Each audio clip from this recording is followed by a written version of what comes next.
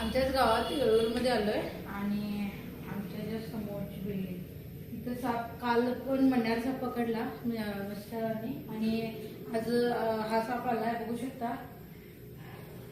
वेगवेगळ्या जातीचा साप आहे, फार रागीट चावू शकतोय, पकडणं थोडंसं अवघड असते सापाला, चावतोय फार असा। बघा कव्हर करायलाय मला, समोर येईल तसं कसं हे करायला बघू शकता, अटॅक करू शकतोय आणि मी ह्याला पकडले सुद्धा।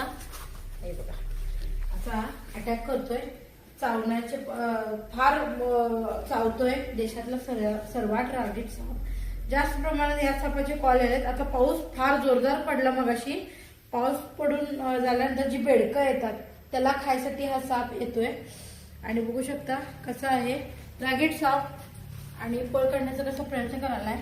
शेपूट जी कट आहे ती कट करून पळून जातोय, सापाची या खासियत आहे आणि घाण वास सोडतो आपल्या शरीरातून, बघू शकता कसं।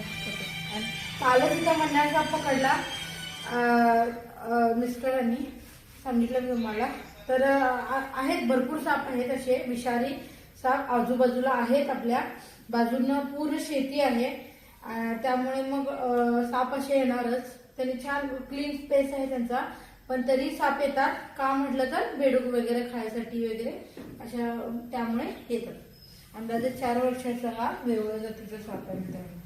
ठीक आहे, बंद करूया। व्हिडिओ आवडला असेल लाईक करा, शेअर करा, कमेंट करा। धन्यवाद।